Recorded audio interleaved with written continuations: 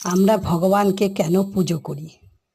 কারণ আমরা ভালো থাকব, আমাদের পরিবার ঠিক থাকবে, আমরা সর্বদা শান্তিতে থাকব এবং প্রভুকে সর্বদা কাছে পাব, তাই তো? কিন্তু বন্ধুরা, আমি বলবো পুজোর সাথে সাথে মনকেও পবিত্র করে ফেলা প্রয়োজন।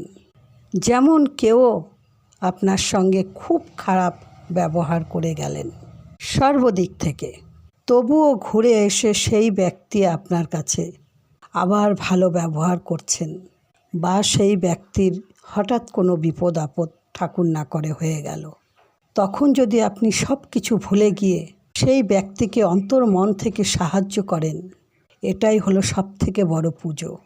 ঠিক যেমন অর্জুন করেছিলেন, তাই তো ভগবান শ্রীকৃষ্ণ সর্বদা নিজের পরিবারকে ছেড়েও অর্জুনের সাথে ছিলেন।